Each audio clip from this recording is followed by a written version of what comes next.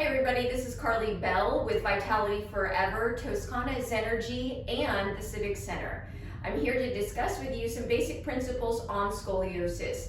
Now I want to be clear in stating that this is a generalized practice and really truly your own individual physical therapist or myself could give you individualized methods for treatment. Now, in general, we want to be proactive versus reactive.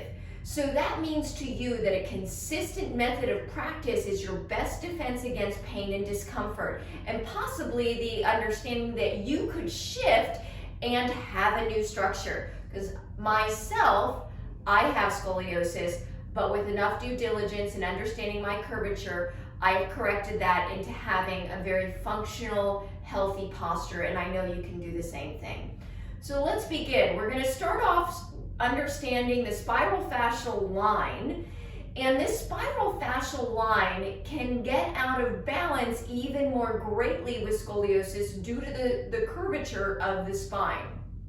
So it's important that we keep this fascial system really mobile, and we want it to be malleable, flexible. So as we begin with these three functional movements, let pain be your guide and only go to about a 7 in your challenge scale. If you go beyond that, your body might begin to protect itself, and that's not something we want to do. So let's start. As we start, you're going to extend into a perfect posture. Draw the shoulders back, and now the spiral line is going to begin at the back of the occipital bone of the head. You're going to draw your chin down, look over to your shoulder, tuck and round, and then slowly sweep the opposing hand behind you. Feel your shoulder drop into its socket, and then you're just allowing the back of the neck to become elongated. You'll stay here for approximately 5 seconds. Do that on your own. Return back in through center. Connect back to your posture, and then begin with a more generalized sweeping mechanism. As we add the arm, the neck, and the head, you're going to pivot, turn, and reach to the opposing angle. So as you're here, I'm looking down at the ground, tucking my chin, extending through the fingers, all the way back through this subscapularis, which is behind the scapular blade. Come back through. We're staying on one spiral line. Now from here, I'm going to have you extend downward with your arm. So extend downward by reaching your right hand down towards the opposing foot, looking up this time and feeling the twist. With those that have scoliosis, depending on your curvature, twisting may not be recommended. So I encourage you to start small and be slow. Listen to your body, okay? Now, the next thing we're going to do is begin to work on strengthening. So you'll do both sides, if I didn't say that clearly, tucking, rounding, reaching, and then extending. But as you begin your strength training, I want you to understand that you might feel relief when your body is in flexion, where it's rounding at the spine. But that could be in return exacerbating your scoliosis. So instead, we're going to promote extension of the spine, but doing so safely. So there's no extremes. There's only a safe location for you to stay in, and you're the one who has to decide that, or your doctor and your therapist specifically. So begin by gently doing a halfway fold down. Not a full forward fold, but a halfway fold. Straighten through the spine, reach and extend through the neck. You want the top of your head to feel like it's being pulled all the way through. Now from here, you're going to sweep your arm up, hold it as you reach and extend, and then carefully bring it down. Stay on the one side for approximately 10 reps. Now, if your spine is unable to stay in its straightest position possible due to your curvature, just do your best. And when I say do your best, you're going to create mindful awareness on what you feel is working. Because without the feel, there's no point in action. Continue that and then repeat on the other side. Notice that my fingers are extended straight ahead and my thumb is up. So we don't want to be pronated with an internal rotation of the shoulder. Instead, we want to stay open in the hand and fully extended.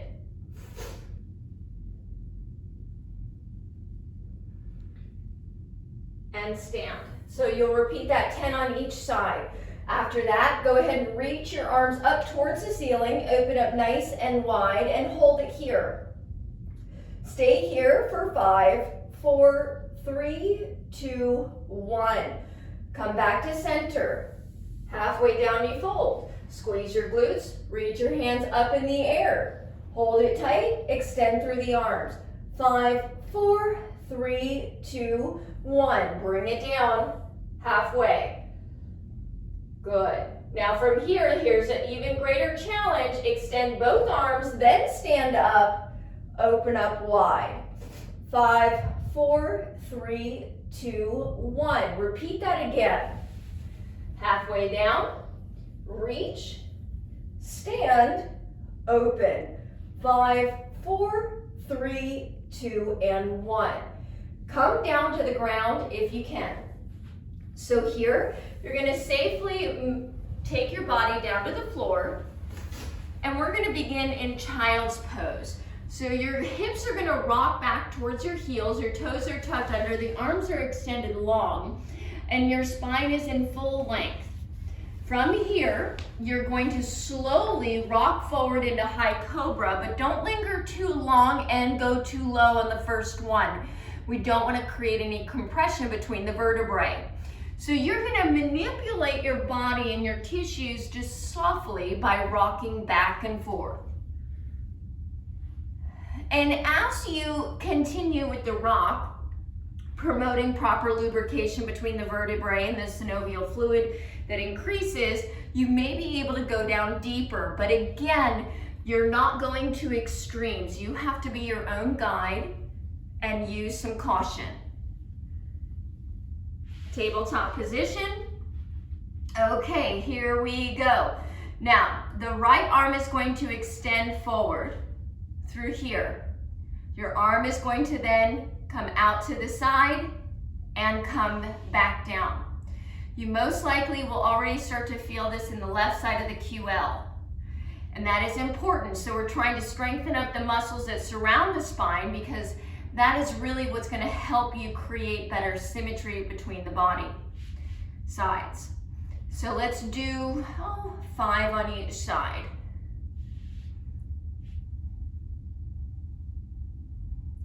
Everything is as straight as your body will allow. And you're in fullest extension with the fingers, of course. Then change sides. Actively engage your core, push down thoroughly through the opposing hand. Reach your left hand forward, open out to the side, bring it back down.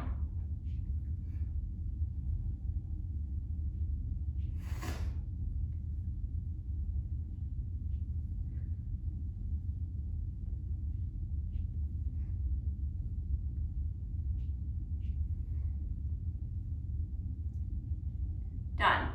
Now from here, rock back into your child's pose, rock forward into the high cobra. Repeat that sequence again on your own, finding that mobility. Then after you've done a few of these, we're going to ignite the serratus anterior. Now, many people with scoliosis really suffer from essentially a upper hyperkyphosis, which essentially means that the serratus and the subscapularis muscles are atrophied. Now, how we're going to re-engage them is by rounding up our back, and I'll show you from the side. We're going to round and push the ground away, sucking in the stomach, holding in the glutes in a kneeling position. And then I'm going to squeeze together my scapular blades. Open the scapular blades, close the scapular blades.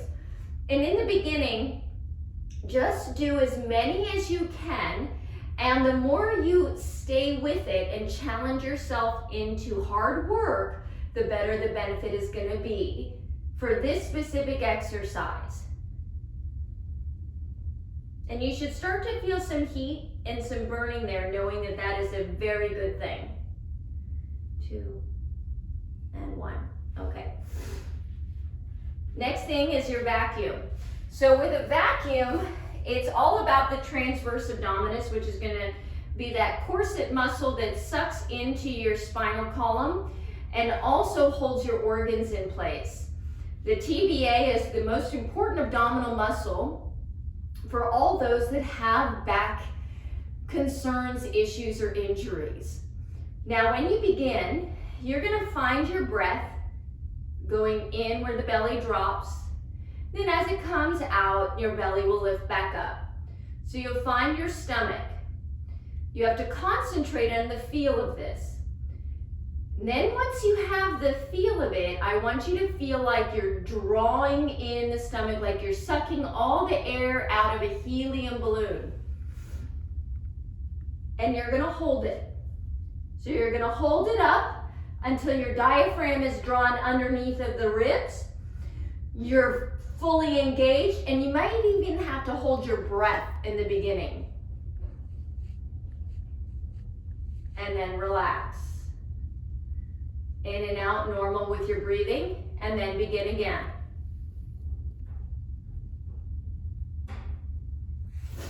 I recommend doing at least 5 sets for 20-second holds every single day to see a drastic change in the amount of support your spine has. We're almost done here, because this is just a general basic, and I'll put out more videos on scoliosis. There's plenty of other things to do, but this will get you started.